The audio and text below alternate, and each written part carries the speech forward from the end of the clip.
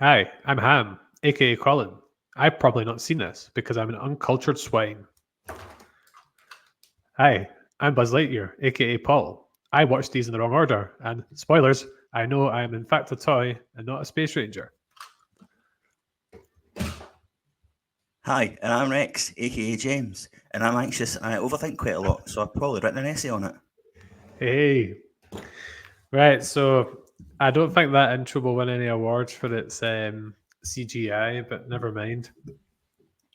So yeah, so we're Seismic Cinema, and welcome to our review of the very first Toy Story. So, as you've seen in the intro, I'm Colin, and I'm joined by James. How are we doing, James? Aye, not bad, mate. Not bad. Did you enjoy that masterpiece of an intro? It took me by surprise, so I'll give you that one. Well, I delved into my old collection.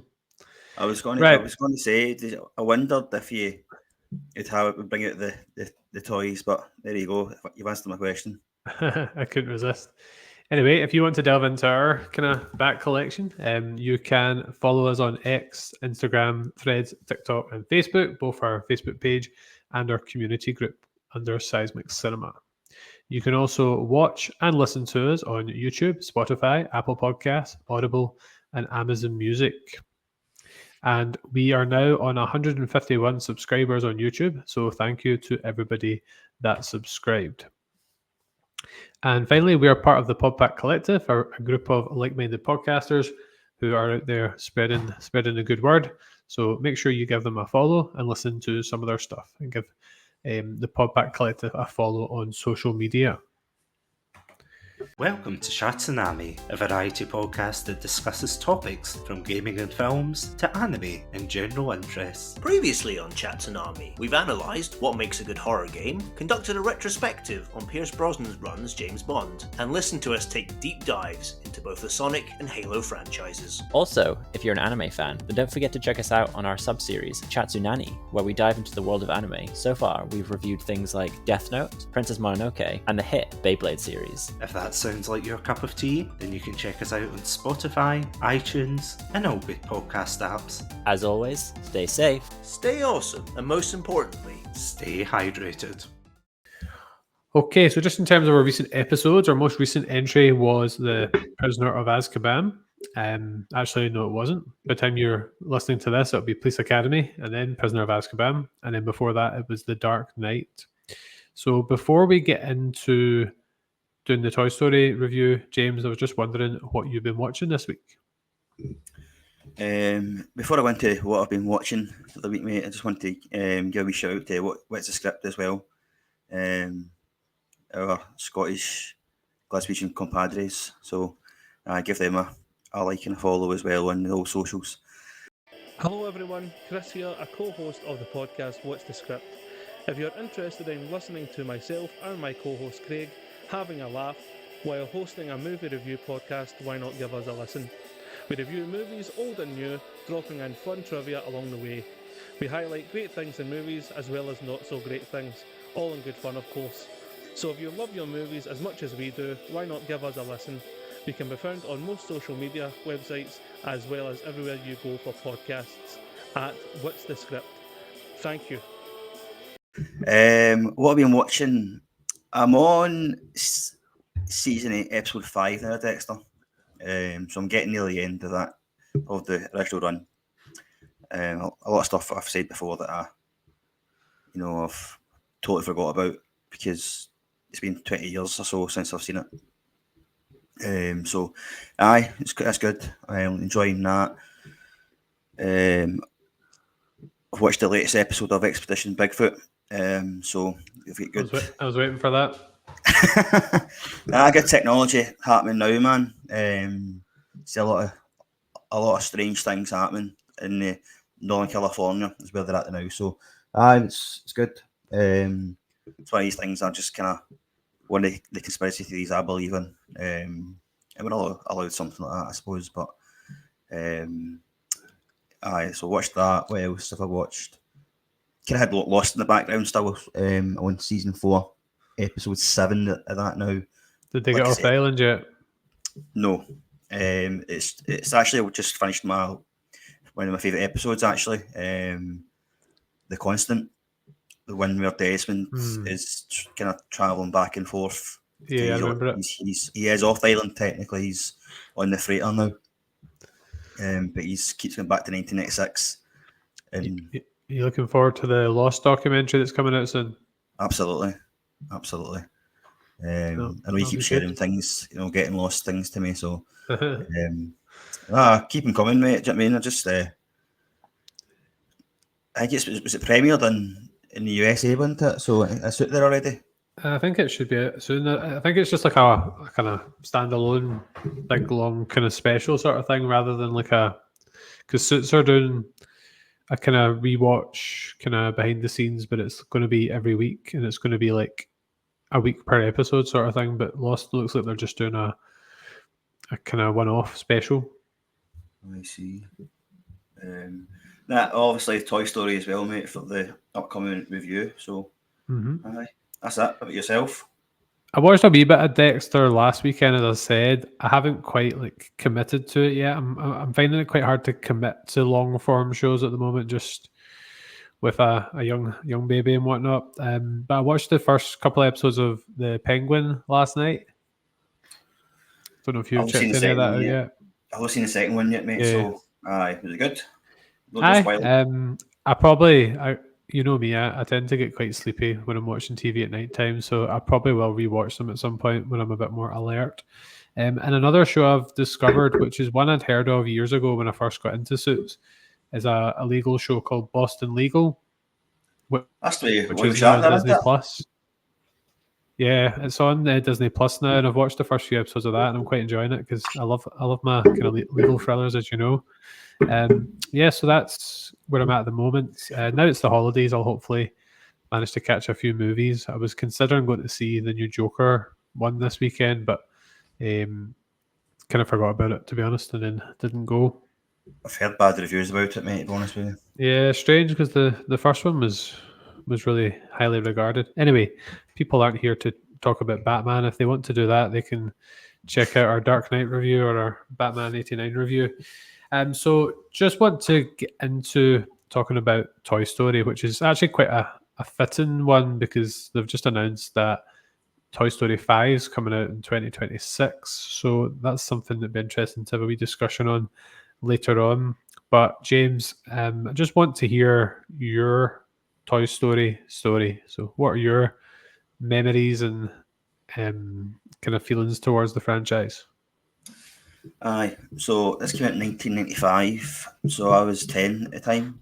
I don't remember going to the cinema to see it, but my dad did take me to the cinema quite a lot when I was younger, but I don't remember going to see it in the cinema anyway, but I do remember getting the VHS tape that we got it for, well, I say mum and dad got it for W.H. Smith. The reason why I know that is because it still had the sticker on it. Anyway, all I remember is just playing it in the video player constantly. It would be playing. I would watch it. I would rewind it and watch it again constantly. So I was obsessed with Toy Story. And me and my younger brother shared the room at the time, and it was just always on. So if I wasn't watching it, then he would be watching it. So this Toy Story in particular, the first one when we're doing the day. Certainly the one that I remember the most, just because I watched it the most when I was wee. Yeah. So definitely remember watching that. I was obsessed with it. Do you know what I mean, man? I wanted all the toys, but it was like Jingle All the Way, trying to get a Buzz Lightyear. It was like the Turbo Man of real life, trying to get it. So it was, and I just wanted one for my Christmas. And I remember, you wouldn't know Glasgow, mate, but there's a bus. The number 90. I've been to Glasgow a fair few times, I have, No, but I mean, the buses and things I'm going to talk about here, right? So the buses, the number 90, right? So for the folk who are, who listen to this, who are from Glasgow, will maybe know this. The number 90 bus, right? It would take you here, there, and everywhere. And the only Toys R Us at the time was I don't even know if it was in Govan, but it was a murder to get to where I stayed. And it was a Sunday as well, I remember. And I think the subways must have been shut or something, I don't know. But my dad took me on this magical mystery tour on the number 90. They went everywhere. I must have been on the bus for about 2 hours, right, trying to go to get Buzz Lightyear.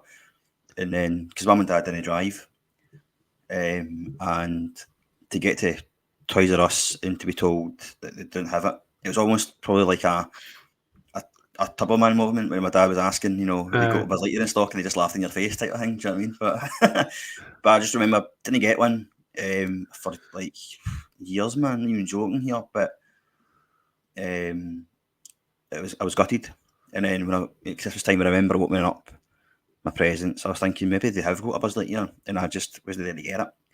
That wasn't the case. So instead of a Buzz Lightyear, I got Mr. Potato Head, which which was still good because ironically I can't find mine, and I was looking for it for this. Aye, Mr. Potato Head, but it was like it was a poor substitute, but I was grateful nonetheless, mate. Do you know what I mean? It was still a toy from Toy Story, and even though I was gutted, didn't get Buzz Lightyear, or Woody for that matter, but Buzz Lightyear was the one I wanted to get. Gutted, but later on in life, my brother got one, and it is somewhere my mum's house probably. But that was my story of my history of Toy Story anyway, mate. Well, I was in 4 when this came out, and I don't really ever remember not watching it. I had the VHS, and like you, watched it a lot. Always had a really strong affiliation with this series because it's just peak 90s, isn't it? Just everything in the movie, so many references. There's one about is it Mousetrap games sitting on the shelf, and I always remember when Toy Story 3 came out. I was basically the same age as Andy. Like I think I just started uni, and Andy was going off to college in Toy Story 3. And I just remember that film hitting really hard emotionally with the ending and whatnot. I had the Toy Story 2 game for the PS1. I think it was like the second PS1. It was PS1. I think it was the second PS1 game I ever got. And I always remember having a lot of fun with that, going to like Al's Toy Barn and whatnot. Right.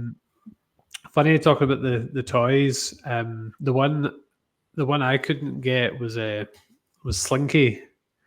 So what I did was I got it was like Slinky coloured in, and then I attached like a it's easier to show you than describe because I've actually still got it. His back end's missing, but it was just like a paper version of him attached to like kind of that bit there. Good. So that's a relic of a time gone by. I also remember Paul had the box of the soldiers. Aye. I always remember that from childhood as well. I made an error with my Woody though, because I wrote Andy's name on the bottom when I probably should have written my own name. You should have written your own name. You're the same age as Andy. You're like the real life Andy, mate. So you could have just picked your own name. I know. So yeah, a lot of we'll get into it more obviously as we go through it, but a lot of kind of emotion and nostalgia for this series. Although whether it should have got a 4th entry is up for debate. Although it was still decent, but we'll get into that. So we've got one reply on social media this week. So thank you to Dissect That Film for sharing. Dissect That Horror, sorry, they've changed their name for the Halloween upcoming season. They said it's one of the greatest animated films ever made. Amazing feats in animation, storytelling, and voice acting. To me, it hasn't aged a day in 30 years. And yourself, James, said, thanks, man. I wholeheartedly agree with you. So it's a wee bit of a slight spoiler for the episode, but thank you to Dissect That Horror for getting in touch. And everyone make sure you give them a follow and a listen as well. Right, so just a wee bit of background on the movie before we get into the review. So for anyone who has not seen this, which contrary to the introduction, I have actually seen this film. So Woody, a good-hearted cowboy, that's debatable, who belongs to a young boy named Andy, sees his position as Andy's favourite toy jeopardised when his parents buy him a Buzz Lightyear action figure. Even worse, the arrogant Buzz thinks he's a real spaceman on a mission to return to his home planet. When Andy's family move to a new house, Woody and Buzz must escape the clutches of the sadistic Sid Phillips, their neighbour, and reunite with their boy. So that's the synopsis for Toy Story. The movie was 1 hour and 21 minutes. The director was John Lasseter, is that correct? And the writers were Josh Whedon, Andrew Stanton, Joel Cohen, and Alex Sokolow. They actually won a Special Achievement Award for becoming the first ever feature-length computer-generated movie. And they were also nominated for Best Screenplay, Best Song, and Best Score. So the best song was You've Got a Friend in Me. The amazing voice cast: Tom Hanks as Woody, Tim Allen as Buzz, Don Rickles as Mr. Potato Head, Jim Varney as Slink, Wallace Shawn as Rex, John Ratzenberger as Ham, and Annie Potts as Bo Peep. So that was the cast list there, which takes me into the first thing to discuss. James, was there a particular, this might be quite tricky actually, but was there a particular favourite performance out of the cast for you in this one? That is quite tricky actually. I think they all had their moments. If you had to pick one of these toys to lie in that place of honor, top of your bed, based on their performance, who would you pick? This is like Good Will Hunting versus Dead Post Fight all over again. I'm going to go with Tim Allen. Should we take Buzz and Woody out of the equation and then it might be easier? I'm going to go with Tim Allen, I think. Okay. Buzz Lightyear. Aye. It's very difficult to differentiate them both because they're both like brilliant, bring a lot to the table. Just think, he's Tim Allen, voicing Buzz Lightyear, like he's gone through the whole, Space Ranger Academy type thing. He's talking like he is he's a Space Ranger, and it's that kind of realization in the film that he's a toy, and you kind of get the best of which reality and what's no. Do you know what I mean? So I do like that idea. Anyway, but I'm just going to go with Tim Allen, mate. It's difficult. It really is difficult. Yeah. Out of the two, I'd probably go Tim Allen as well. Partially biased because The Santa Claus is like my favorite Christmas movie of all time, which we still haven't done on the podcast. So I'm definitely going to choose it around December time. I'd love to talk about that one. Aye. If we do take Buzz and Woody out of the equation here, my next choice after that would be Don. Is it Rickles? I'm struggling to read my own handwriting. Is that right? That's Mr. Potato Head. Mr. Potato Head. Aye. Yeah. So I think he's probably. I'm basically just going by who's got the best lines. I think a lot of my favorite lines in the movies were Buzz. But out with Buzz, some of my favourite lines were Mr. Potato Head. Aye, I think I've got to agree with you. It's between him and Ham. Ham, the voice actor, it does Ham. I'm sure he's in Cheers as well. Right. I don't know if you've seen Cheers, but I haven't, but I'm also familiar with it. So aye, he's one of the actors in that.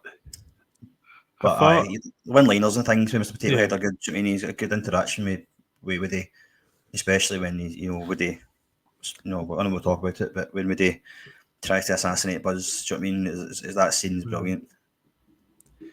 I'm not going as linear with the structure in this one, so we're just going to jump about a wee bit. I just didn't think this was a film. I felt this is more of a character-driven film than a plot-driven film in a lot of ways.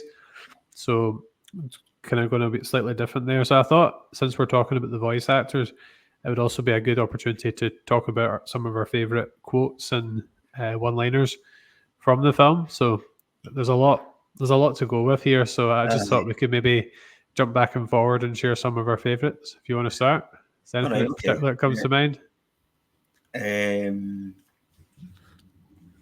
don't know. I like it's not really like quotes as such, but I just like the way that when Buzz is introduced to the toys and that, and obviously you get Woody being quite jealous of the fact that Buzz is potentially going to be the favourite toy, and he does everything in his power to kind of be sarcastic towards him. So he calls him different names. It's just like Mr.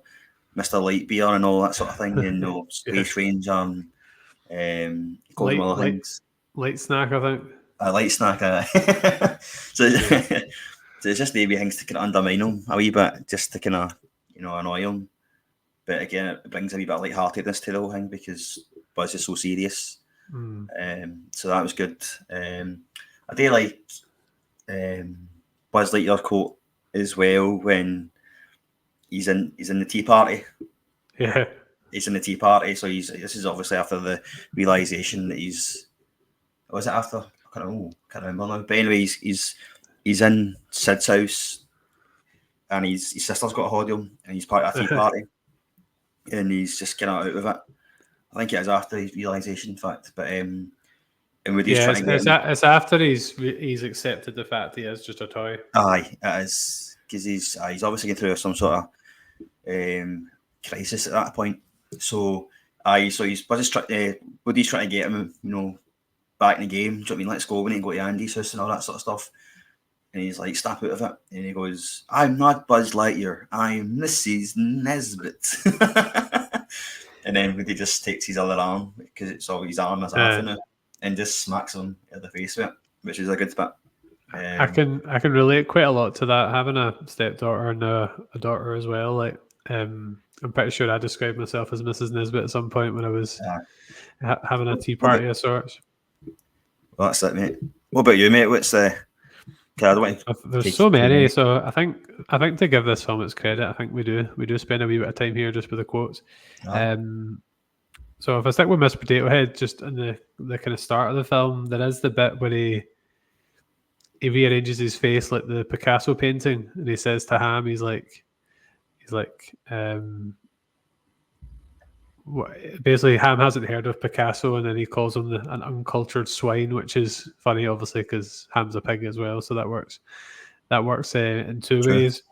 But there's also the bit where he's like, he's annoyed about something, and he's like, what are you looking at, you hockey puck? The hockey puck just goes past. Because I actually read quite a lot of the kind of Wikipedia article for Toy Story last night, and Don Rickles used to use that as a phrase to like insult like rude audience members. He used to call them hockey pucks, which I thought was quite amusing. All right, didn't know that. That is interesting. Is there any other ones stand out for you? I hope you're going to give me my place later on, mate, and tell I'm going to talk about the Star Trek references in this film. my contractual obligation was really easy for this film. All right, what was it then? Well, there's a lot of on the nose Star Wars references in here. All right, go tell me. Well, Buzz talks about that Zurg's building like a weapon with the power to destroy an entire planet. So that's obviously like a direct Death Star nod. Yep. There's also the bit where Sid's using the magnifying glass. He's like, tell me where your rebel base is. And that's obviously Star Wars as well. So when I was doing my reading up on this one, Skywalker Sound, so like the audio side of Lucasfilm, did the sound mixing for this film. Okay. And as a result, I'm assuming you're familiar with the Wilhelm scream. So that obviously happens when Buzz falls out the window? Buzz falls out the window, aye. I know when Woody's trying to like knock him out the window. Aye. I think it's when Buzz falls and you hear the classic Wilhelm scream. There's probably other ones. It's when the Yeah. light knocks him off and you hear the stupid yeah. scream. Aye. So there's probably other ones as well, but those were ones that came to mind. Another one I liked is when they were talking about the Sid, and then Buzz is looking at the dog for the telescope, and he's like, "Sure as a hairy fella." Aye. That's not Sid, that's Scud. Also, I like to, like, for example, when we're talking about the Dark Knight, and if you're talking about Iron Man, these are obvious business management movies because there's a lot of business in them. There's actually a line in here that qualifies this as a business movie, so I'm allowed to show it in class. Rex was talking about how he was made by a subsidiary of Mattel who were purchased in a leveraged buyout. So I think that line qualifies Toy Story to be an educational, business-related movie. There you go then. That's you put it for your class. That's Yep. That's it sorted. I read a fun fact about that actually, because I think instead of Bo Peep is the love interest of Woody. They wanted Barbie in there for the first one, and is it Mattel that owns Barbie? Yeah. Aye, so they want Barbie to be in the film. I've got it here. I think I've lost it now. It's something to do with it's the kid was one dimensional or something like that. So I think Barbie's in Toy Story 2 or 3, isn't she? So I think they changed their minds. She's in Toy Story 3. Aye. At the kind of the kindergarten. So I've got it here. I'll come to me. It'll come to me. Because Bo Peep wasn't in Toy Story. Was it Toy Story 2-ish? No, she wasn't in 2 or 3, but she came back in 4. Oh, I've got it. So it says, meant to be the Barbie doll, but Mattel refused because they didn't want the Barbie to have a fixed personality. But they changed their mind for the future Toy Stories. So the fixed personality, they didn't want it for that. There you go. There you go. There's another couple of ones. I like this one. It was like Tuesday night's plastic corrosion awareness meeting was a great success. Aye. Because they do seem to operate more like a business. Like they have training, they have meetings, and all these different kind of things. One last one I wanted to touch on. Alien always uses this line to describe me, and I'm sure it's Buzz. I can never remember if it's Buzz or Woody that says it, but it's like, "You're a sad, strange little man." That's right. It's Buzz that says it? Is that right? It's Buzz. It says that at the gas station. He goes, "You're a sad, strange little man." And you have my pity. Alien uses that line against me quite a lot. What other ones is there, man? That's quite. Not liked it, but it's just funny. It was like they're trying to break out for Sid's, and then Sid's in his bed sleeping, and they're trying to obviously move away quickly or quietly, and then Sid just kind of wakes up. And he's demon. He's like, "I want to ride the pony."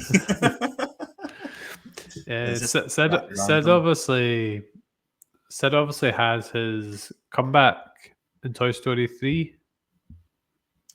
I can't remember, mate. I'm going to be honest here. It's not. It's not a really obvious thing, but do you know how he wears the skull T-shirt? There's a bin man in Toy Story 3 who rocks up wearing the skull T-shirt. I think it's been confirmed that was Sid as well.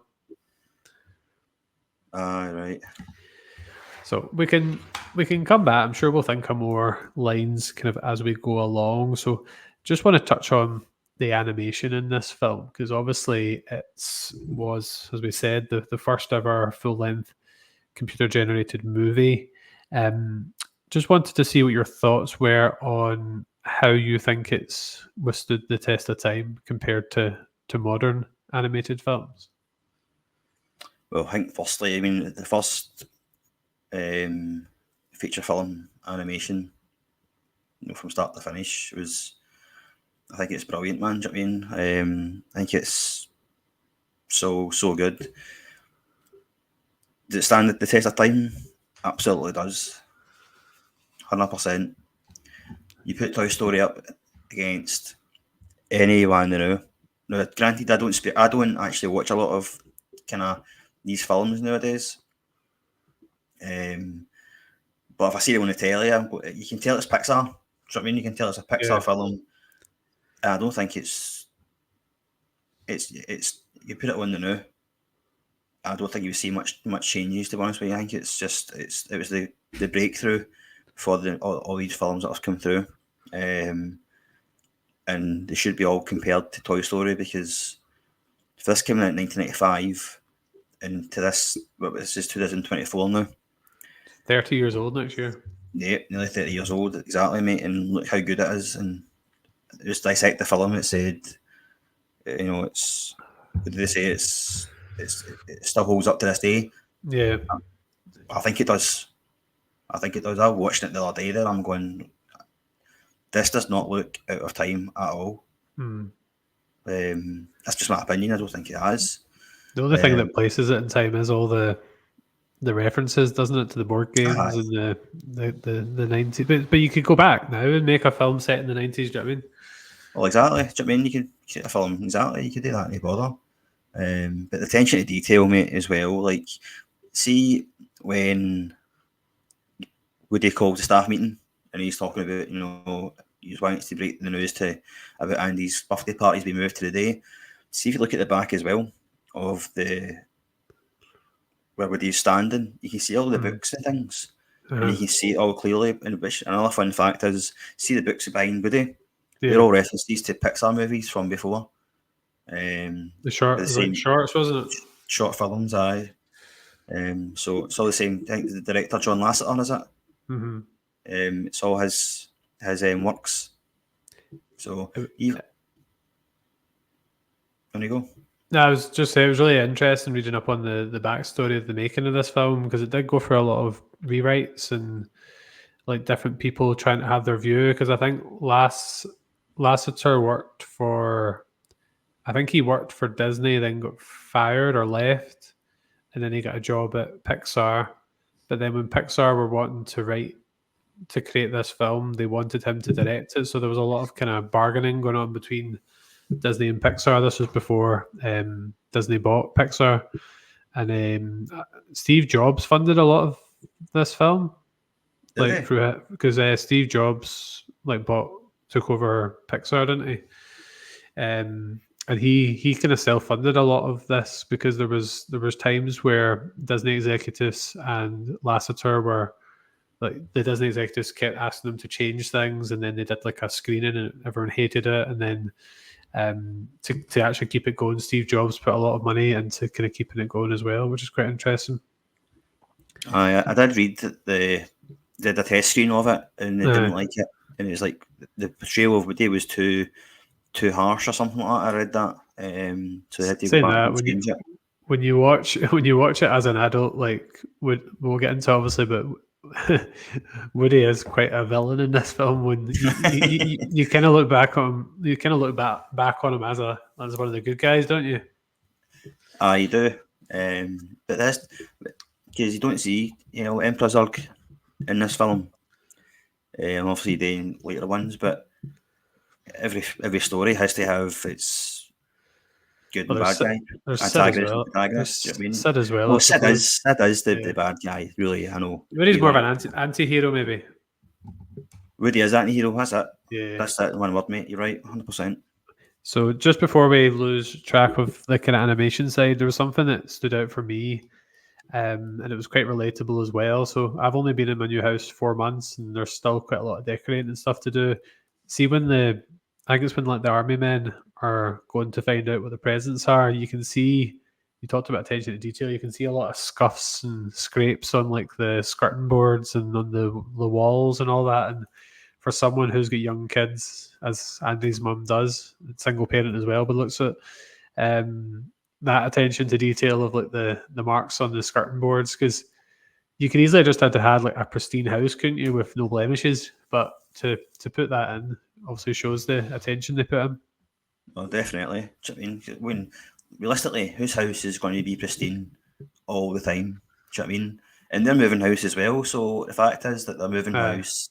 You know, if you want to move house, you want to make sure the person buying the house is coming in. It's looking pretty good.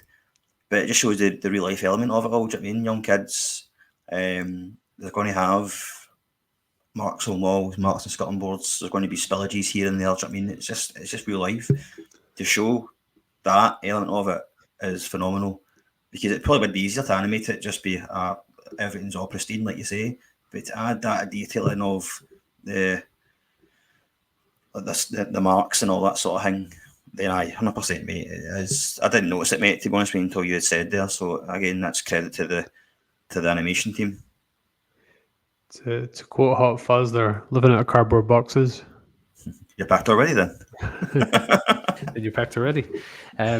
Yeah. So just next thing I want to talk about was, well, I think just organically, because when we were talking about one of my favorite scenes is where the army men are sent to go find out what toys they're getting. There's quite a few good bits in there, because my stepson, if he's given like a task to do, or if he's asked to do something in the house, he quite often salutes and goes, "Sir, yes, sir," like the army men in Toy Story. So I like that scene. I like on the parachute when Andy's mum steps in the toy, and they're like, "We're not leaving a man behind." But even just the whole bit where they're finding out what the toys are, and they see this small package, and then the guy turns, and it's this big long package, and then it's like a lunchbox, and it's like, yeah, for your lunch.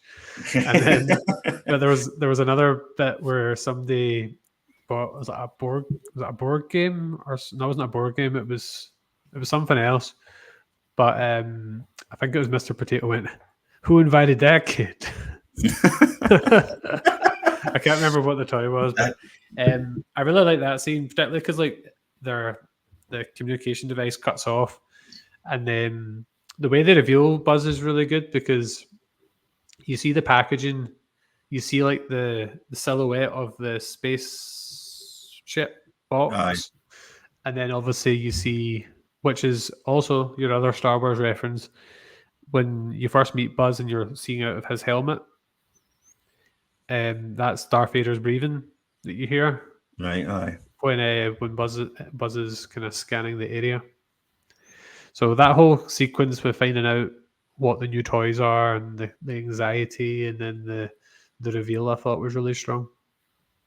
No, I like that scene as well, mate. It's just like the anticipation in the new toys, because it's like when he talks about being replaced, and like no one's getting replaced, blah blah blah. But that's also a big theme of the film as well, which we can hopefully we'll talk about the themes of the films later on. But the recon mission with the army guys, they're going down to sit in the Christmas tree and all that sort of thing, and not the Christmas tree, the plants and all that, and then the whole communication back to HQ, and they're looking out the window, they're seeing the different sizes of presents, and you've got nothing to worry about. And like you say, the one, that's a small present, and they turn sideways, and it's a big long present. That was funny, and they all kind of scream, and you can see the blinds flicker, and that is that sense of panic. Mrs. Potato Head, Mrs. Potato Head, Mrs. Potato Head. He goes, "Well, I can dream, can I?" that might tie into one of your favorite storytelling techniques. With the foreshadowing. Yeah, that's right. I know that scene was good, mate. I have a favourite scene, mate. Do you know what I mean? I think I'll touch on, because I wanted to. I like the quotes in the films, but the quote I forgot to say was the one where they're at the gas station. So they're at the gas station with his obviously panicking the fact that he has to bring Buzz back and all the rest of it, and then Woody and Buzz have a confrontation. He's like, "Well, you tried to terminate me, but revenge, we don't really do revenge on my planet." And he goes, "Well, that's good then." He goes, "Well, we're not on my planet, are we?" Yeah. He goes, "No." And that's where they have a fight underneath the motor. The motor drives away, and they're like, "Oh no, right, look, it's that kind of you're not a toy moment." I mean, you're not a space ranger. excuse me. You're a child's plaything. Child's plaything. Oh, it's so, and then the bit where the big truck nearly as well kind of squashes Woody. He's like that close, running over the top of him. Hmm. But then you see the Pizza Planet truck, not the truck, the car, and he goes, well, he tries to coax Buzz to go to Pizza Planet because that's where he knows, but that's where Andy is. Buzz wants to go back home to his home planet. There's a rocket in that car. He goes, well, we're in. And he goes, well, take me home. Does it have hyperdrive? He goes, hyperactive hyperdrive. And he goes to the car and he goes, go in the car, go in the back of the motor. And he goes, no, the cargo area doesn't have any seating, any seat belts or something.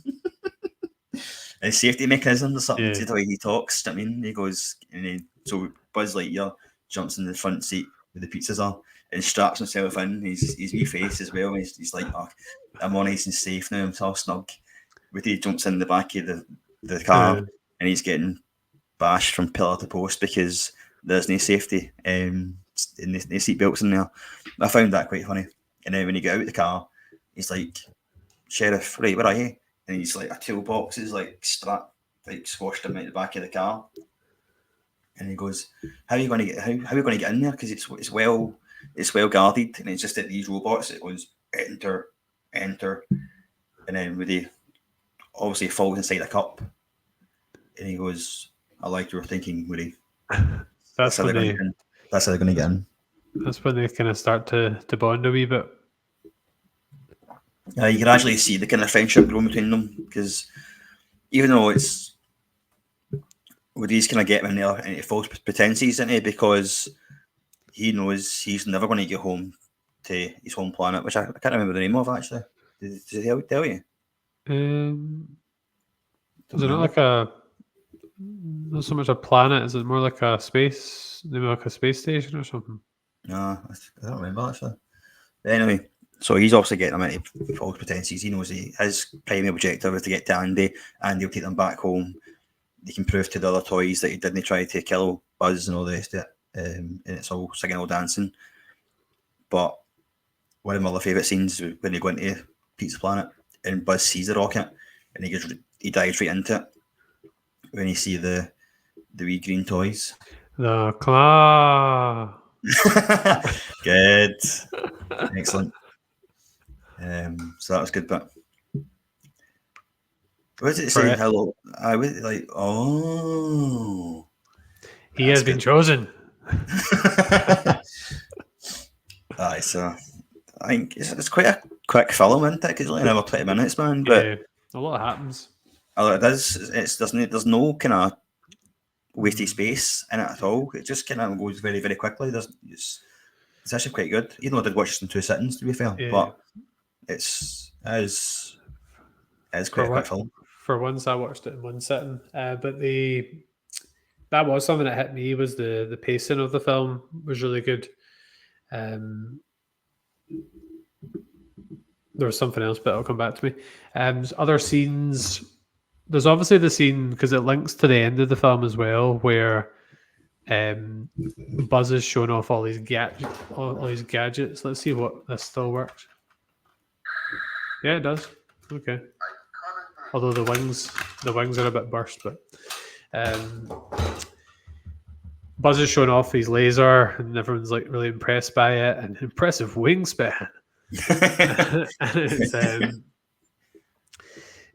And then he just has this luck where he jumps off the bed and he stands on like a train and he goes around the kind of loop-de-loop, and then there's like I actually had one of the, like that was a thing back in the 90s. It was like a plane with a battery you attached to like your ceiling, and it went round in like a circle. I had one of them when I was a kid. Oh, did you? I know. I've seen them, but I didn't have one myself. And that obviously makes them think that he can fly. They're kind of believing the hype at the moment, but then Buzz later in the film realizes that he has a toy and that he can't do the jump.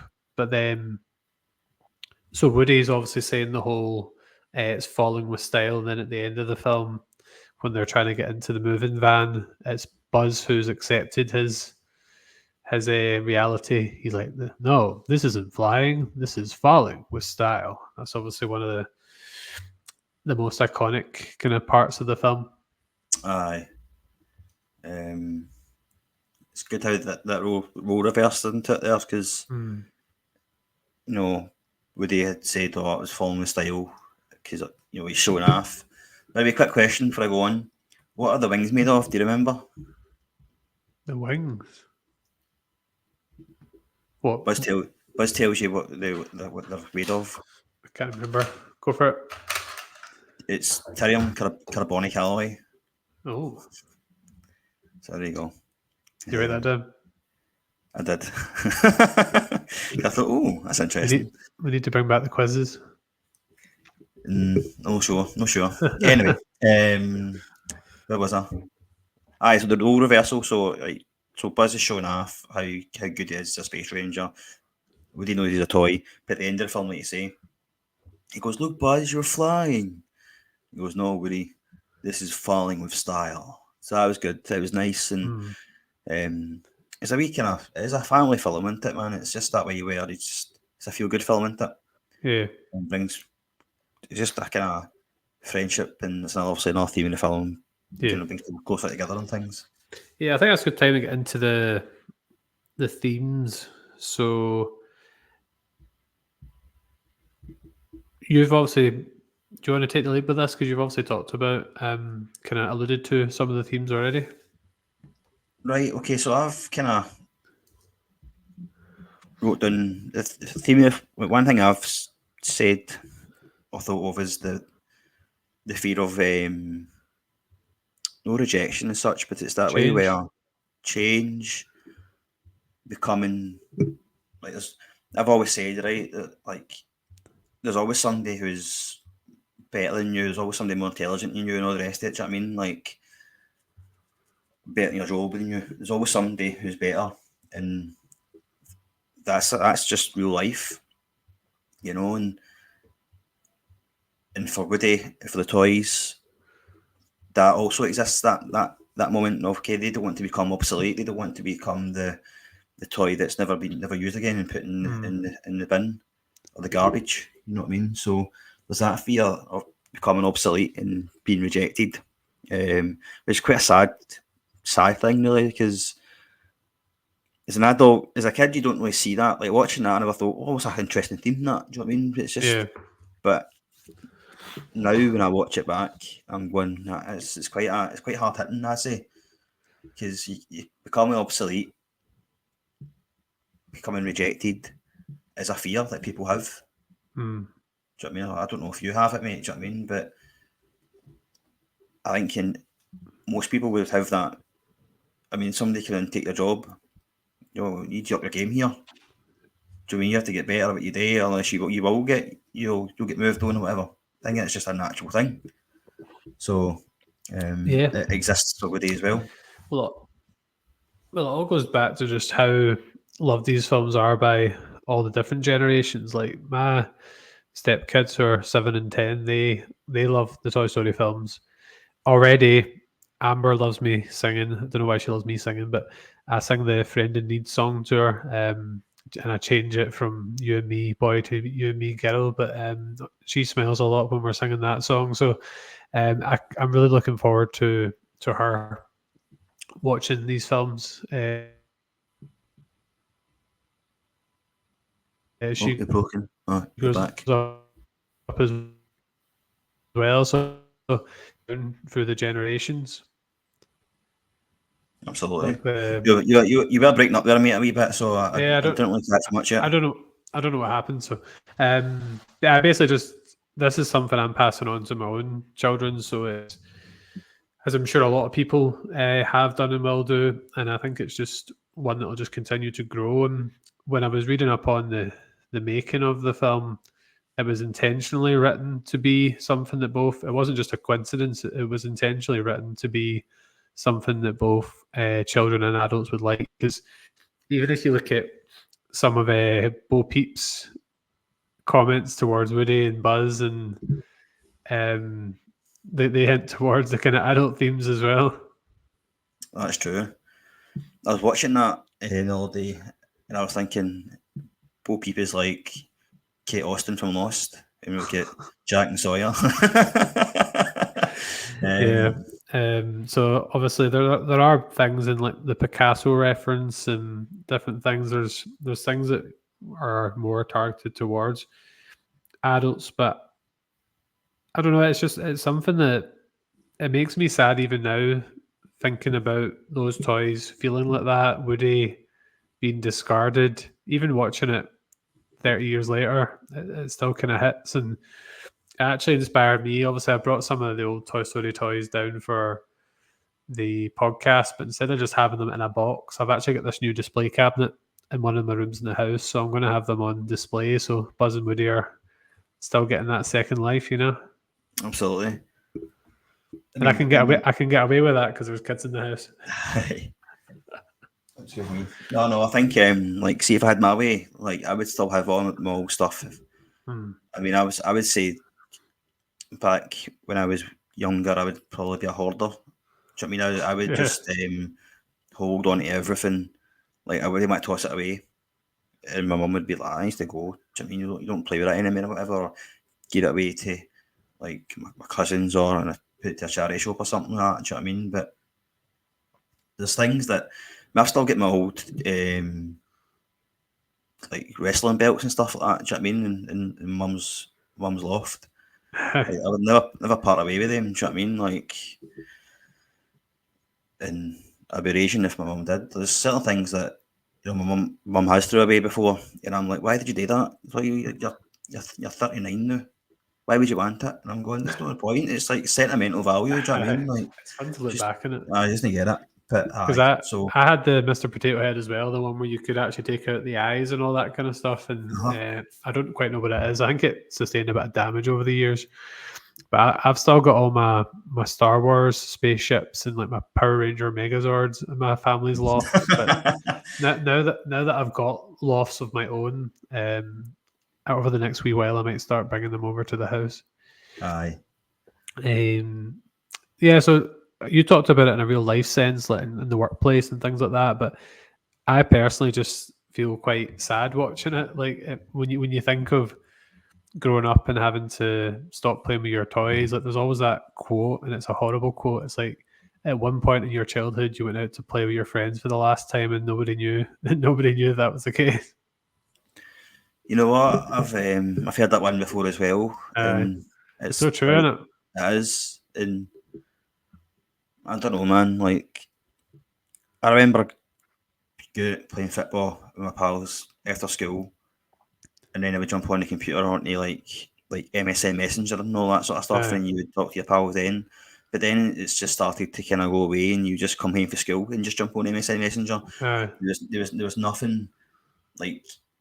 One night, you played football with your pals for the last time on the school pitch, and nobody told you that. Do you know what I mean?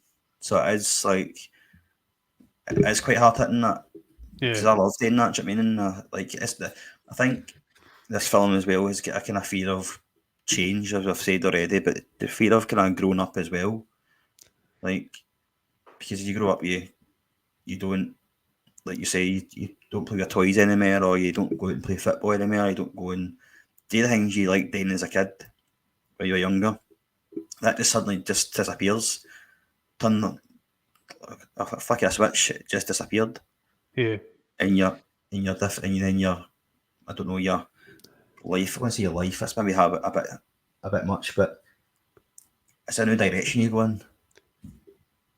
It does transport you back, because I remember the first time I listened to the songs from Toy Story after Amber was born, and I remember feeling quite emotional about it, because I was like, my childhood is gone now, and although you've got the memories, you can't really go back there. So I'm glad you feel similar. It might to some people just be an animated film, but I think to a lot of people it's like a timestamp of your child. A lot of people say music is like a time machine that just transports you back to a time and a place. I feel like films like this are similar in that regard.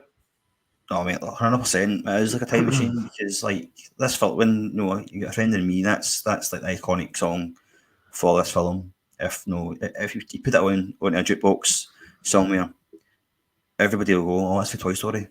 But But even then, see, you hear a song on the radio, like driving to work or something like that, or just going places. You hear a song and you go, "Oh, I remember that song being in like a nightclub," and you're transported back to that point in time. Yeah. Or you went away on a boys' holiday somewhere and you remember that. Do you know what I mean? That song, you're up dancing and you were on tables, that like do you know what I mean? Just things like that. It is a time machine. That's the beauty about music, mate. You know what I mean? I love music. I couldn't live without it. And this song in particular, You've Got a Friend in Me. It's quite hard hitting because it's just all about friendship, man. I really didn't know at the time. Because there's the montage where like the pictures that Andy's drawn are changing, the wallpaper, bedspreads changing, and I've always, although friend in Me is the most well known one, I've always liked the one Changes. Or no, Aye. no, it's called Strange Things. Strange things that happen to Yeah. me. Aye, that's it. I always liked that song as well, although it was quite bittersweet. No, a lot of fond memories about this film, as you say. Friendship. There's obviously the whole. I suppose we've talked about it in terms of the jealousy between the characters. It's quite something I noted in terms of, like, I suppose, the adult themes was how quickly the other toys turn on Woody and get quite vicious. Like Mr. Potato Head's like, he's like, hang him up by his pull string, and I was like, this is a kids movie, you know. I know. See now, what I've seen came back is because they're going to Pizza Planet at that point, and he's got Etch a Sketch and Mr. Potato Head's behind it. I always thought that scene he could have did that and like did that with his neck. Yeah. You're a dead man, but it's actually hanging up. Hang him. It's like the bit.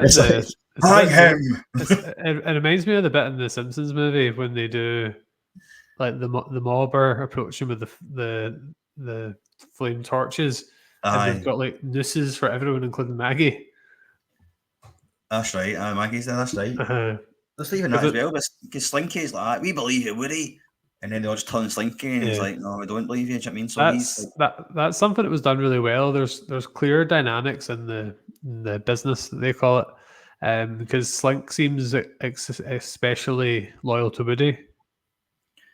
But then again, most of the toys, he's subject to conformity because he's like everybody else is against Woody. So I mean, he's the most reluctant though. He's the Meeks of the group. Yeah, it's the Meeks. Who would have thought there'd be a link between Dead Poets Society and Toy Story? There you go, exactly, mate. There you go. We can fit anything in there. I know. But even in the army guys as well, which I mean, he's like, "Get him, troops," and they're like, "Let's get him," and it was quite because obviously the RC remote. What's his name? RC's name. What's he again? He's the RC. Yeah. Aye, he's the car, isn't it? So he's like, he can't talk, but he's obviously dead animated. Like, this is Woody's fault. Do you know what I mean? And he comes back in I think he comes back in the fourth film. RC at the start. I think. I haven't seen the fourth film. You not seen the fourth one? No, I stopped at 1, 2, and 3. Well, at least you've seen the third. But I will go and watch it. It was actually decent. I think they should have ended on 3 because 3 was like the perfect ending to, like, try watching that last scene in 3 with dry eyes. No, I remember when Woody gives the toys away. I know, I do remember it, man. So we talked about a lot of things there. Another big part of the film is obviously Sid, the neighbor who likes, but it's weird. See, looking at this as an adult and as a teacher as well, I can't help but think, like, what's happened in Sid's life that's led him to be this way. Is that bad? No. It's almost like something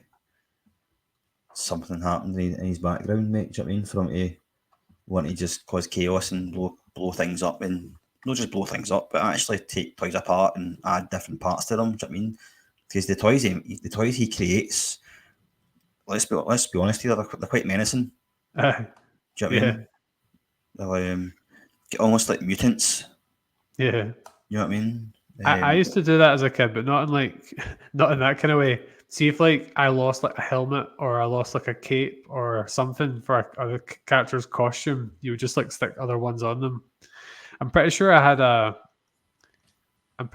like a Ken that posed as an Action Man for years, but he had like the proper Action Man gear on, like the astronaut the astronaut costume and stuff. Yeah. Did you have Action then when you were younger? No, I didn't. No, that's one thing I didn't have. I didn't have Action Man. I had Power Rangers. Yeah, I I had love Power Rangers. Batman. The Lego. James, can we review the Power Rangers movie at some point? I actually quite like the Power Rangers movie. The original 90s one, yeah. Aye, one me. Ivan Ooze. I think we should do that at some point. Okay, okay. That'd be fun. I a couple of the Action Man ones I remember. I had one that had wind up arms, so you could put it in the bath and he'd properly swim. And Aye. I had this helicopter that could shoot like foam bullets. And then you had the astronaut one who had the proper spacesuit and everything. But I'm pretty sure one of them was a Ken in disguise. All right. I said I had him. I had the rest. Because I've got a big sister, so they were about the house, you know. I wasn't going to say that, mate. I was like, why is he got Ken doll in there? I'll leave that. Right. Okay. So you had older sister. Right. An older sister, yeah. I didn't want to question that. So it's the people say you do you. Do you know what I mean? So that is the last section to the film, I suppose, in terms of like the rocket, and they're going to blow up the toys, and then they have the big escape. You can actually get a Buzz toy with that rocket on it. Oh, can you? Yeah, I had it. It was like a wee small Buzz, but you had the rocket attached to his back. Okay. Did you ever play any of the Toy Story 2 video game that I mentioned earlier? No, I never had any the computer games, mate. It was brilliant. You could probably. Do you have a PS5? Yeah. You could probably buy it on do you know how sometimes you get free monthly games? It's maybe one you could get on there. It's definitely worth playing. It was a lot of fun. I'll get into that at some point, mate. Yeah. Any other themes? We talked about friendship, jealousy, I suppose identity and growth as well. Like Buzz obviously thinking he's a space ranger, but then ultimately accepting the fact that he's a toy as well. Obviously showed that kind of acceptance. Aye, self-acceptance. I mean, that was that.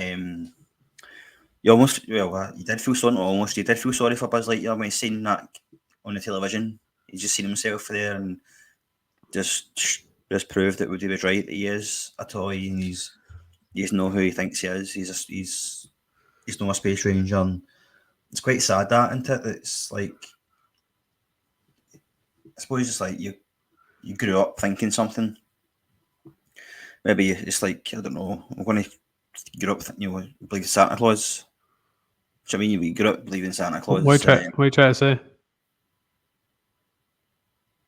I don't know. Let me finish, mate. I'll get to the point of it. I was going to say, you're about to say that something's not real. Aye, well, if you get to the realisation that Santa Claus isn't real, do you know what I mean? Like, I think, I don't even know when. I think I seen my mum hide my Nintendo one time, and I realised that wasn't Santa Claus isn't real. And then you get it, these whispers at school with Santa Claus isn't real, but I don't want to compare Santa Claus to this. But anyway, so self-realisation of something, do you know what I mean? Like, this, you thought something was real all this time, and then it's crashing down, and he realises he's not a space ranger anymore, and he's got to come to terms with that. So, and that's probably how the friendship grew between Woody and Buzz, because they were on the same level now. Do you know what I mean? They had the same understanding, and they knew that the goal was eventually Woody had to bring them round. Yeah, because something we haven't talked about is just the kind of original premise of the film, and the fact that these toys come to life when there's no humans about, and it does just make you think about playing with your own toys when you were a kid. Like, that's what we were doing as kids, was bringing these toys to life and giving them So it was a really good idea. I had a variance idea which wouldn't be as strong, but picture a classroom or a school, but it's all the stationery that comes to life. Could you do with that, James? I reckon Pixar could make a good story out of that. I think good. Just trying to think what station I've got. Pencils, pens, rulers, and Hole paper. punch, highlighters. Hole punch, highlight. I don't have highlighters. Colour pens. I could maybe do.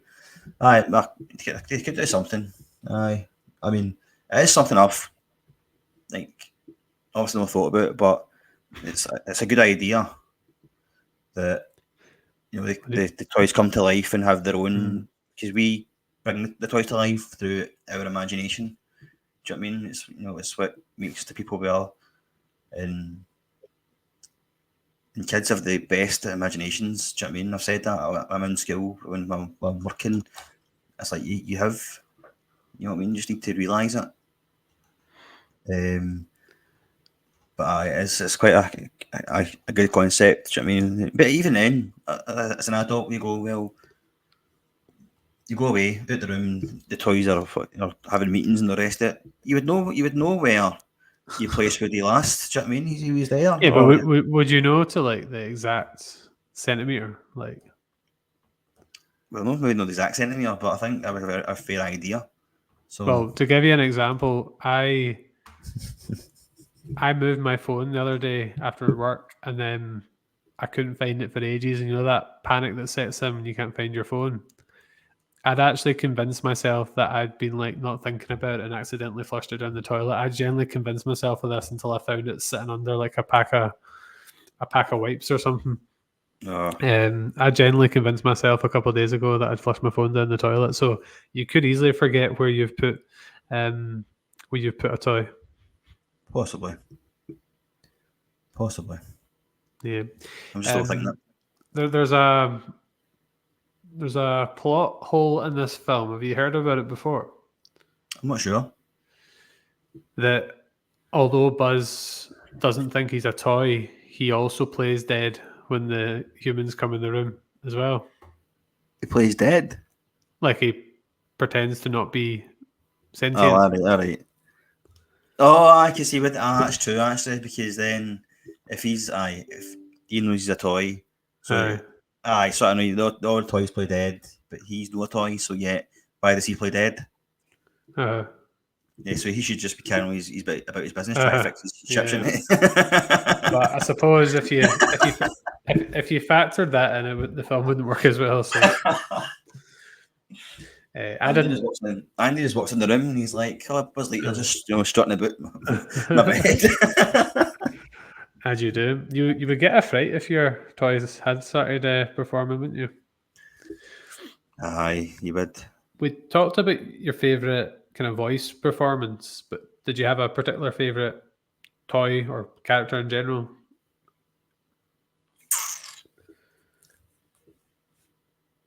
I think it goes down to, I don't want to say Buzz Lightyear all day. Sid, maybe. No, I'm joking, not Sid. No, I think I like either Slinky, mate. I've got a soft spot for Slinky, so I have. Bobby. I got a soft spot for Slinky. I do like Ham as well, and Miss Potato Head. I mean, I think they're all kind of good supporting characters, mate. I don't know. I couldn't pick one. It wouldn't be fair. They've all got their individual kind of. Pick one. No, my job. I'll go with Mr. Potato Head. I think I said that at the start of the episode anyway. Mr. Potato Head. So I'll go with him.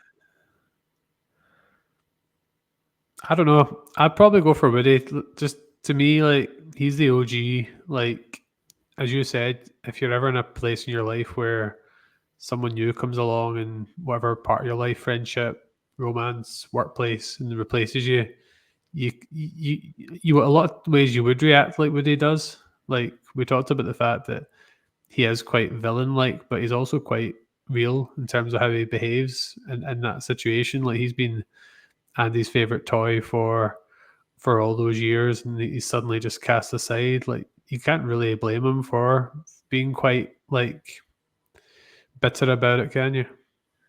I can. I mean, see, the thing is, like, so see with Woody, he's got that fear of being replaced, so he's going to do absolutely everything in his power to try and be Andy's favourite toy. Do you know what I mean? And I think, I don't know, mate. I agree with you. Do you know what I mean? He is selfish. However, he also deeply cares about Andy. He also deeply cares about the collective of the toys. Like, he's the leader, and he's the one that's always trying to get them all out of the various harm's way across the 4 films. And he obviously develops into a leader, and he develops a really strong relationship with Buzz. It's not like he's bad the whole way through. He makes mistakes, and then he ultimately resolves it. So I think he does have quite a realistic but strong arc as well, as does Buzz in the opposite direction. No, definitely. I mean, he could easily just be selfish and say, one of you's going to get replaced. I don't really care. He's not about that. You know what I mean? He's all about leading them. You can say he's the leader. He has the staff meetings. He has these. He does reassure them. He has got those qualities about him. Do you know what I mean? Yeah. But when his fear of being replaced, that's when his character turns just slightly, because, like I say, he would do anything just to try and, be Andy's favourite toy. He tried to chuck him out the window. Well, he tried to chuck him down the side, didn't he, at first, and then he just happened to get the window. But I think he is the anti-hero, mate. Do you know what I mean? Tom Hanks doesn't play a bad guy, does he? Ever? No. Does he? There's Have you ever seen him in a movie? But he's the protagonist or the I don't think antagonist. so. I don't think so. On the theme of that, what the scene you were just talking about, there's another classic 90s item which I've got somewhere, the Magic 8 Ball. Aye. Is there any other classic 90s items you saw just throughout the film? We talked about Mousetrap. Oh, it's Operation as well. Operation. The Magic 8 Ball. Is there a Rubik's Cube? Probably is. Just didn't catch it. The toys they chose are just classic though. We all had like an Etch-a-Sketch at one point, or a wrestler, or I was never into wrestling, but even I had like wrestling toys at one point, or friends did. I had wrestlers. I had loads of them. Yeah. I had a ring and everything, cage and all that sort of stuff. One of my pals had a WWE ring, and I remember playing with that at his house. Talking about the Woody character arc, actually, there was one more point I wanted to make. Was at the end of the film, when I don't know if is it Christmas? When did they get the puppy? It's Christmas. Is it Christmas? Aye. And Buzz and Woody are looking at each other. So Woody's obviously had the experience where he was replaced. Maybe Buzz might have that feeling in the future. But from memory, they both just kind of look at each other and they're just like, right, whatever it is, we'll welcome them in. We'll make them part of the team. So I think it does show a lot of growth on both parts. Aye, because they're on the bed together at that point, aren't they, as well? So it maybe shows them maybe as an equal rather than one greater than the other. Because that's Buster they get, isn't it? Aye, must be. Which by the way, how did they not know that was a puppy? Because how did they bring the puppy in? We don't ever see this. So was it wrapped up in a box or something like that? You know what I mean? Before we tie up, I'd love to just hear, not extensive obviously, but just your general thoughts on 2 and 3, and which is your favourite as well. You're going to have to remind me here, mate. It's been a long time, because like I say, this one... Toy Story 2 is the one where Woody gets kidnapped by Stinky Pete. Is it Al's Toy Barn? Is that one? They go to Al's Toy Barn, yeah. And Jess, the one where Jesse's first in it, who's a character I've never worked to. And what was Toy Story 3 again? When was Zurg? That's the one where Andy's going to college and they end up in a box going to a kindergarten, and then there's lots of Huggy Bear. Right, I'm going to go away. Probably kind of Prison Break kind of one. I've only seen 3 maybe once then. 2 a wee bit more so. You've only seen Toy Story 3 once? Aye. It's hard hitting, mate. I mean, you can't go back. We need to Toy Story 3 one time then. It's like that episode of Doctor Who, mate, when David Tennant leaves. It's like it's totally totes emotion. Do you know what I mean? If this episode gets 250 views, we'll do Toy Story 3. Okay. I probably just because of that, mate. I'll say Toy Story 2. I do remember him getting kidnapped and all that sort of stuff. What, Toy Story 2 is your favourite out of the three? Out of the three? No. Toy Story 1's my favourite out of the three. Okay. No, I thought you just meant out of 2 and 3, mate. Do you know what I mean? No. Toy Story 1, the first one is the best. Do you know I just say I what's remember interesting 2 though, and like, 3. I quite often rank 3 ahead of 1. See, the thing is, I would need to see it again, mate, to be honest with you. So, But having just watched 1, I'm like, do I really feel that? I don't know. 3 was really good though. aye. This isn't actually the first Toy Story related review we've done. Before your time, James, we did a ranking of our favorite animated movies, which I would need to go back and watch, but I'm assuming Toy Story was present there at least once. And we also did a review of Lightyear, which was more of a spin-off, the spin-off Pixar movie that came out in 2022. I've not seen that either. Again, also on Disney Plus. So yeah, that unless there's anything else you want to add, James, we can start wrapping up. Oh, I kind of want to get your thoughts on when you've seen Sid's toys, like all the kind of mutants and stuff. What was your kind of thoughts on them? Because we didn't really touch on them as such. Because they help Woody, help Buzz escape and all that sort of stuff and get to Andy's car. But didn't really touch on that part of it. Yeah, that's a fair point. See, when I look back on them, like from childhood, I remember being quite scared of them. I remember that scene being quite frightening as a child. But as you watch it as an adult, I'd say it's more pity towards them that they've ended up like that, but also a wee bit of pity towards Sid that he's ended up like that as well. I think those toys probably represent what he's turned out like. He's like a kid, but also a bit sadistic as well. And obviously the toys they would just want to be. It's a bit like some of the toys in Toy Story 3, like Lotso. Like he went through things, and then that's what led to him becoming like the villain that he was, and the big baby. I can't remember what the baby's called, but there's like a big baby. I think it's just called Big Baby. So yeah, I didn't even really think about that before, but I think the toys maybe do just represent Sid in a lot of ways. Aye, no, see it like. But I remember watching this when I was younger. In the scene, see the baby, big baby. That gives me the fear, man. Right. So see when you see the baby, obviously Sid's ripped out the hair of the doll. You can just see like where the hair's been ripped out. Yeah, it's like a baldy baby. Well, it's not a baby because the hair's been ripped out. Do you know what I mean? And he's got these kind of metal kind of spider legs.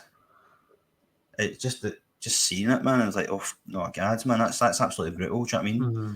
So even then, when you forget the other toys as well, it is a representation of maybe Sid himself. This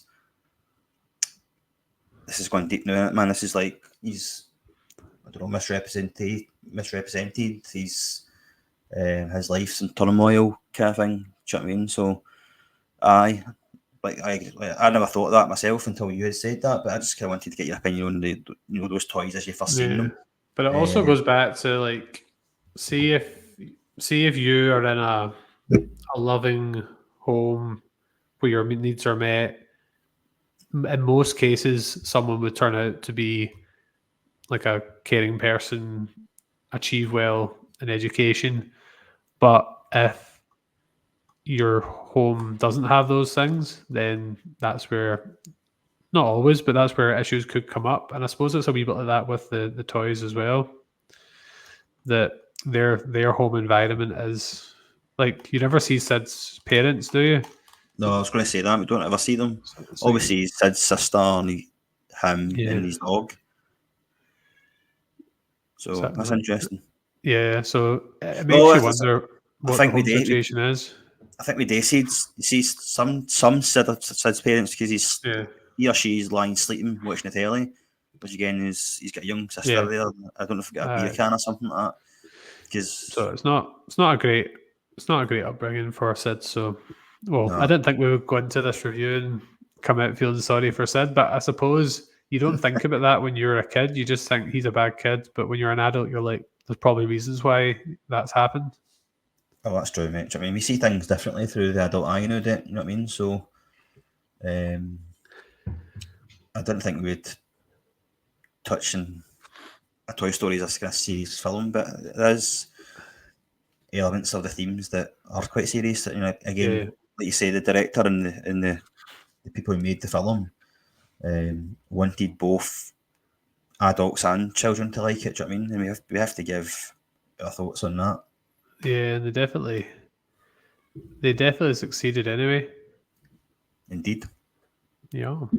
Right. So just to round up, Woody's roundup, Hey. with your seismic stars. So I'll go first. Well, actually, no.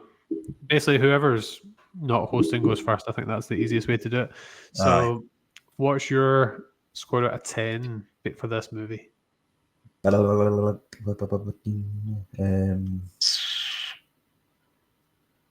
while give it James, 9. oh, I was going to say, just while James was deliberating there, this is just our ranking for this movie as a standalone film. We're not comparing it to every other movie out there, just an independent rating. You went for a 9. Well, I was going to do the whole thing again. 9. So 9. Aye, 9 out of 10, mate. Just because, like it's nostalgic. I mean, I watched it the other day, and you know what? I could still remember quotes from it. I can still remember the scenes. Like, even though I watched it in 2 sittings, I could have easily watched it in 1 sitting. I mean, I watched it. I watched half of it before I went to work, or I would have watched it all. Do you know what I mean? So it's just that way. Where the pacing in the film is good. The characters are all kind of, you kind of grow attachments to them all. So listen, mate. 9 out of 10 is a good score for it, mate. Do you know what I mean? It's animation ahead of its time, I would have said, and it still holds up to this day. Yeah. I'm gonna give it a 10, to be honest, because I can't really fault it on anything. As we said, the pace, the characters, the music, the animation, the themes, both childhood and adult. There's nothing I could really bring it down for, I wouldn't say, personally. If I'm being critical, mate, I'll bring it down for the fact that the puppy at the end, you should realise it was a puppy. Oh, come on. You could hear it barking. So That's harsh. That's harsh. Anywho, so we have been Seismic Cinema, and this is our review of Toy Story. And you can follow Seismic Cinema on X, Instagram, Threads, TikTok, and both our Facebook group and page. So make sure you give us a follow. You can also follow us or subscribe on YouTube, Spotify, Apple Podcasts, Audible, and Amazon Music. We'd really appreciate if you could give us a like or subscribe or follow, because 45.3% of our recent YouTube viewers do not subscribe. We are now 151 subscribers, and our next target is 175, which we'd like to try and get to towards the end of the year. And finally, you can check out the Podpack Collective, a group of our podcast friends. Check them out and give them a review. Right, so just before we sign off, James, I was wondering, you may not, and that's okay. Do you have a sneak peek for next time? Is there any movies you've been thinking that would be a good time to review? Well, I've spoken about it for a while, mate. I wanted to try and read the book before. I'm not going to get a chance to read. I know where we're going. I think I've got the chance to read the book before. I doubt I will. But it's going to be the author. Well, I'll just tell you. The author of the book is Bret Easton Ellis. I know what it is. All right, I know what we're talking about. So it's American Psycho. American Psycho. I'm going to go for it. Spoke about it for ages. I'm going to go for it, man. American Psycho. Which is on Netflix, I think. So that's handy. Well, you can get it then, mate. That's good. So Yep. we've had, a few films. Obviously, we had Prince Caribbean last week was a kind of comedy film. We had today we've a kind of comedy, but it's an animated film. We've had serious films before, but I don't think we went down this road Or maybe have a wee bit, I suppose, but American Psycho, man. I think I've only watched it once, but I really enjoyed it. It's a great film. Like I've said, I've read the book. It's a great book, man. But just that way where I need to try and, like we did with Harry Potter, just try and no reference the book as much because I've not read the book. I started reading it, but I'll save it for the review. But there was a reason why I stopped reading it. I think I know why. Right, okay. So American Psycho next week then. Cool. Well, I am Colin, and I've usually not seen the film, but I have seen Toy Story. Paul probably has watched these in the wrong order. He probably watched Lightyear, then 3, then 2, then 4, then 1. And I'm James, and I have probably written an essay on it.